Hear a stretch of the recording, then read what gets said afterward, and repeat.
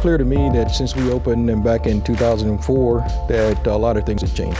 That there are a lot of other museums that are kind of in a similar space as we are in that have emerged over that time frame, and that what I knew we had to do was we had to find and maintain the place that we felt we were different and offering something significant. On this edition of Let's Talk Cincy, the National Underground Railroad Freedom Center. It has a new president and a new strategy. From WLWT, this is Let's Talk Cincy, presented by Western and Southern Financial Group. Put our financial strength behind you. The National Underground Railroad Freedom Center is billed as a beacon of light for inclusive freedom and justice around the globe, a museum of conscience. Hello, everyone. I'm Curtis Fuller. The organization's mission is to reveal stories of freedom's heroes, from slavery to the social challenges of today. The concept of the Freedom Center was proposed more than 25 years ago. Then in the summer of 2002, a groundbreaking took place. Thousands of people attended, including then First Lady Laura Bush, Oprah Winfrey, and Muhammad Ali. The grand opening finally happened in August 2004. Now a new chapter in the Freedom Center journey. Here's WLWT News 5's Ashley Kirkland. We are sitting here on the backs of those who have contributed so much. Without their vision, without their contributions, the Freedom Center would not be here today, particularly for our region. The museum itself depicts the stories of those American heroes who carried our country from the dark days of the transatlantic slave trade to the freedoms we enjoy today. A history museum goer Liz Galvin from Chicago says she hadn't thought much about since high school. I think now as an adult, like going back and relearning a lot of things, you're like, wow, like going through my own life, I've forgotten like what our history was. After 15 years, the Freedom Center is one of the most recognized institutions in the nation when it comes to African American history. Outside of Cincinnati, outside of Ohio, we are a destination and part of the conversation around racial equity as well as implicit bias. I've gone to the Museum of African American History and Culture in D.C. I wasn't in this capacity at the time, but I was looking at it and looking at the things and admiring a lot of things. So I am planning another visit there to do some what I call benchmarking, to see what they're doing well and how we might be able to reapply some of the things that they're doing. I have gone to the Civil Rights Museum in Memphis, and I plan to go there again because they're opening an exhibit that will be coming to Cincinnati in the very near future. And there are other museums in the area that I am looking to not only go and visit and reapply learnings, but I'm trying to put together a network of more cross promotions so that we are generating business for all of us through a network in terms of, you know, if you come to visit the Freedom Center, maybe we can offer you some sort of discount or a benefit for going on down to Louisville or up to the museum up in Ohio here at Wilberforce and places like that. Moving forward, board members hope to engage the local community more to get Cincinnatians to experience this gym that's in their own backyard, building a lasting legacy to keep the flame burning for the next generation. Now, as the Freedom Center celebrates its 16th anniversary, there have been many ups and downs over the years. In the center's first year, more than 250,000 people visited from all 50 states and 35 countries. But there were some difficult days as well. About 9 years ago, the Freedom Center survived tough financial times. There was even talk that the National Underground Railroad might have to close, but the key word is survive. The Freedom Center merged with the Cincinnati Museum Center. Funding, membership, and attendance improved. Now it has a new leader. His name is Woody Keown, a former executive with Procter & Gamble and a respected community and business leader. He says he brings a new vision and a new plan for the center to not only survive, but to thrive. Well, the thing that went into my mind was, first thought was that I don't know museum. I have not been in the museum business. So I was struggling with how I could add value because I didn't have that museum experience. But as I talked to people, what I found out was that we've got some experts here, some people who've been around a long time and know that part of the business pretty well. But what came to my mind after talking with people was the value that I could add was bringing a business perspective to the Freedom Center. And once I saw that I could apply my business background, my business experience and skill sets that I've developed over the years, I said that I think I need to do this. And the passion that I've always had for the Freedom Center was also a significant factor in my decision to take this on. Well, going into the 16th year, I think when you look back, as I came in and looked at the organization, and one of the first places I started was looking at the financial situation. I think my first day on the job, I spent probably half day with the finance committee, looking at the numbers. I majored in accounting in school, and so I'm a numbers guy. And working for P&G as long as I did, you have to be a numbers person to make it work. But when I came in, I looked at the financial situation. And basically, I tried to dig in to find out what was going on. And I used my business background and did a competitive analysis. And it was clear to me that since we opened back in 2004, that a lot of things had changed. That there are a lot of other museums that are kind of in a similar space as we are in that have emerged over that time frame, and that what I knew we had to do is we had to find and maintain the place that we felt we were different and offering something significant, which basically leads to the fact that we are here at this particular location that Mr. Westmoreland and others tell me about all the time. But this particular location, Ohio's significance in the Underground Railroad Freedom Center and things like that are the things that I felt were our points of differentiation. And so I basically put together a strategic plan that was focused on, number one, refreshing our whole museum, bringing it up to date with new technology, offering more immersive experiences for our visitors. And the other thing I looked at was basically what we needed to do is to change our business model. We needed to develop some business models and strategies that were going to be more open to new ideas and new ways of generating sustainable revenue for the Freedom Center. One of the things that is part of the strategic plan is I had a plank in there dealing with organization capability. And as part of that, it was we have to change the culture.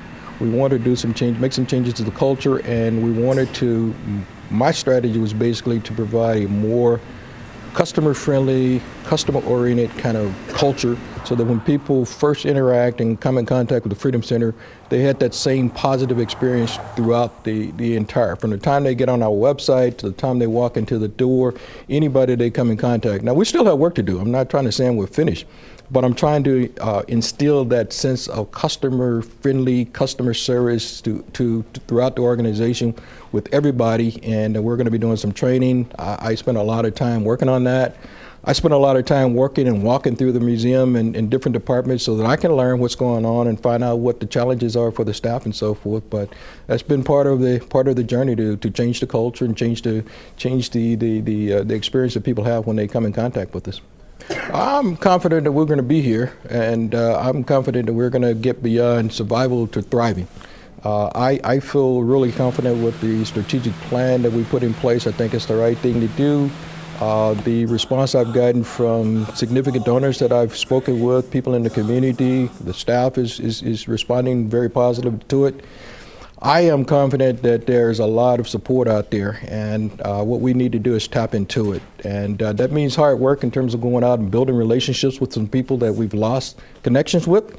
And I think that I'm very optimistic. In fact, I would say I'm excited about the future of the Freedom Center based on the response that I've received from people in the community. We've restructured the organization as part of our strategic planning process, and we had when I came in, the membership responsibilities were split across a couple of different departments, and there was a middle section that I felt was missing as I analyzed the situation, and that our members that are in existence on the rolls today, we were not doing enough to basically show them the value of membership. We were not engaging them enough in terms of communicating, bringing them down and showing them the value of being here, and engaging them in terms of our community engagement work.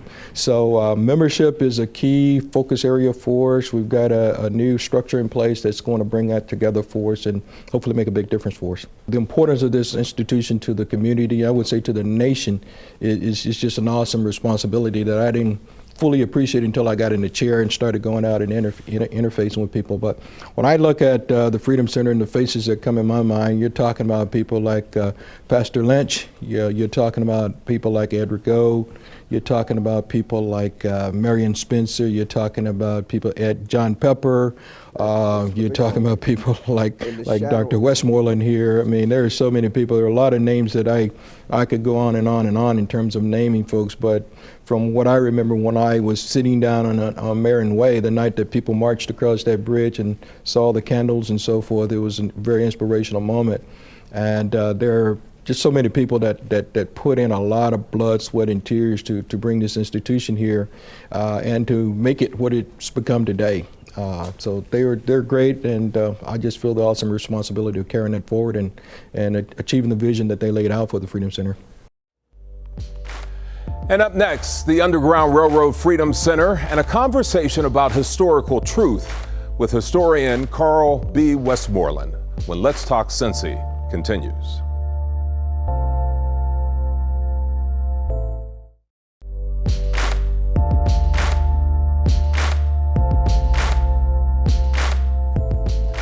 You might describe Carl B. Westmoreland as the keeper of the flame. He is the senior historian at the National Underground Railroad Freedom Center.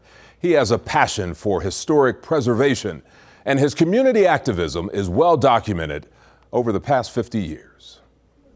The vision that we started with is in the process of being renewed. And it's being renewed because there have been enough of us who remain behind through changes to make sure that we refocused on why we exist, and hopefully that'll pass on to our great-grandchildren, not our sons and daughters, but to our great-grandchildren. It's not only to benefit people of color, black people, brown people, but to benefit America.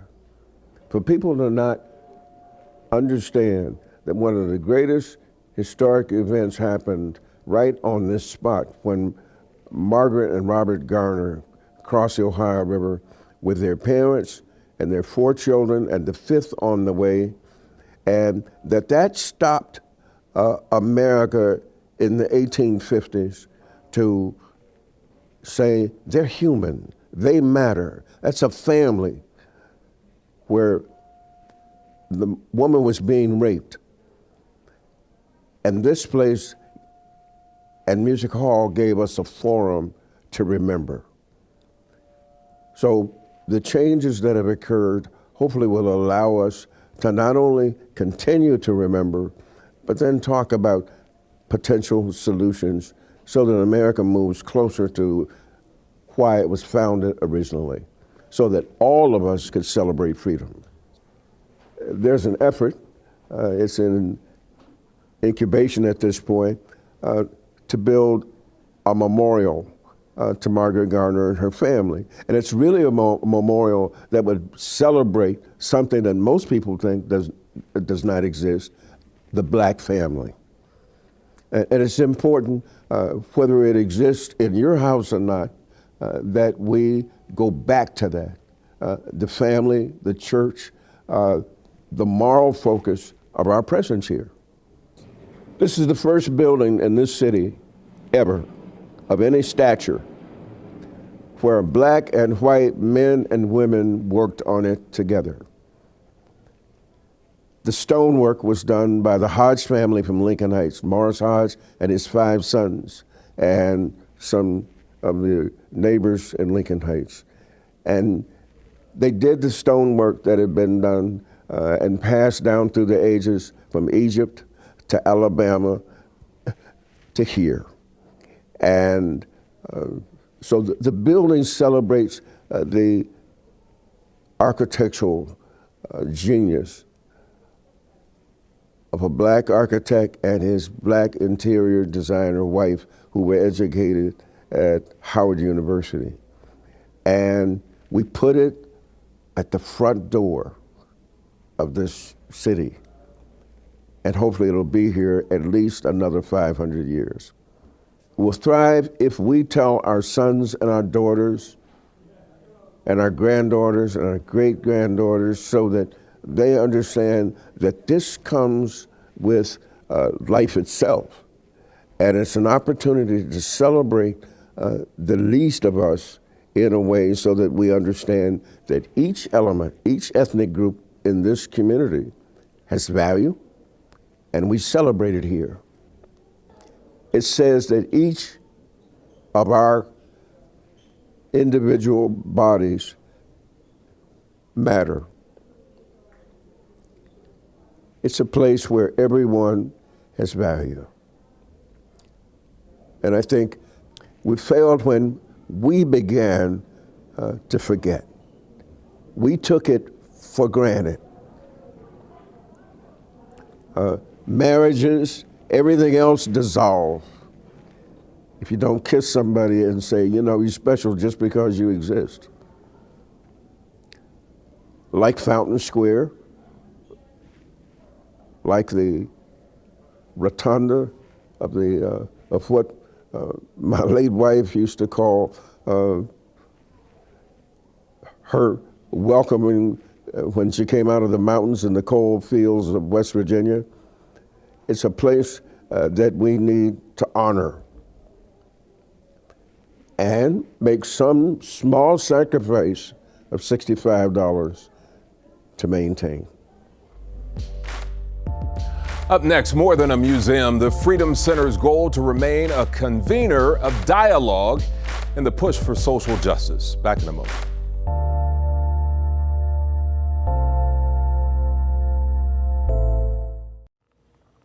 The past few years, I've read several articles that point to an increased interest in Black history. Good news for museums across the country, like the King Center down in Atlanta, the National Civil Rights Museum in Memphis, the African American History and Culture Museum in Washington, D.C., and of course the Freedom Center right here in Cincinnati. The Freedom Center was built for such a time as this. If you think about the mission as it relates to encouraging and creating freedom's heroes, I think our nation finds itself where it needs more heroes than ever before. And so when we start to look at what has happened in the last, since June 2020, where we started seeing voices of those who have been marginalized amplified, I think it was time for a lot of organizations to give those voices a platform and then take an active role in informing our community about the struggle. Our community finds itself at the intersection of several pandemics happening at the same time, right? You got the health disparities, you got the economic disparities, and then you also have an election that's coming up in less than 3 months. And so what we have to do is recognize that all that we've dealt with as it relates to those three, I call it pandemics, have been around for decades. And so our organization has to have been nimble enough to be able to then make a pivot to be able to serve the communities that we represent, even in this new date and time. And so our leader, Woody, has done a fantastic job as it relates to embracing the challenges that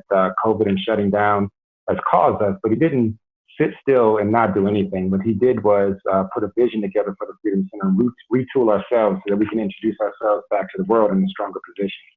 And so in partnership with the program director, Chris Miller, they now have both on-site programming as well as virtual programming. They have a wonderful series that has been created around having these conversations that we're all having at the dinner table among our friends, but sharing it broadly and trying to get the information out so that we can influence change. And so I would probably say, the bottom line of this thing is that every business has had to shift its model.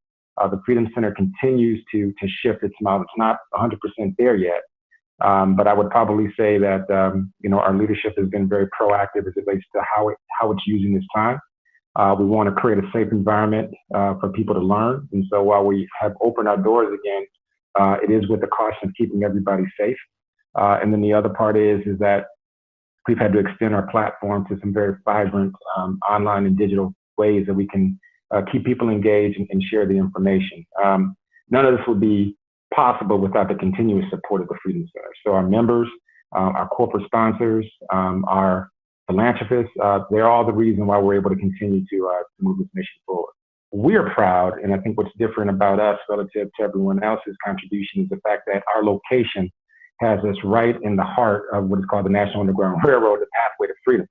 Our conversations have centered around this idea of looking at what the African American experience has been. And so we join those institutions in telling our part of the story. I also think our mission, we've always prided ourselves on being a convener of these conversations.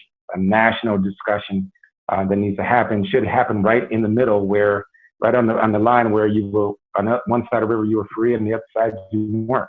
And so I think we're perfectly positioned to be able to make a contribution. So as early as I think maybe about a month or two ago, a lot of African American museums got together and created a network in which it had a virtual event which invited people inside their walls. So the great part about that was that we were able to participate in a national dialogue along with other institutions. Maybe even had some impressions and had some dialogues and engagement with people who had never been to Cincinnati or never been into our walls. But we found a way to make our contribution. So I would say that we're going to continue to do those type of things. But I do think every African American museum is built a little differently. Each institution is built for its purpose, and ours was, this idea of perseverance and courage. And so, we are proud to be in the federation of those great institutions that you named. We're proud to represent Cincinnati in that way. But I think we're uniquely positioned to amplify, convene these voices, and inspire people to bring these freedoms forward. Our ability to be able to make this pivot and tell these national stories with regard to what is happening in today's social context. The injustices that are there and calling for action for those who can fix it. And I think even when we start to think about this upcoming election, we have this opportunity to get as many people participating in the process, but they have to know their rights. And Woody says that it's thriving is not just the financial piece. It is the ripple effect that comes from being consistent on social change and being change agents.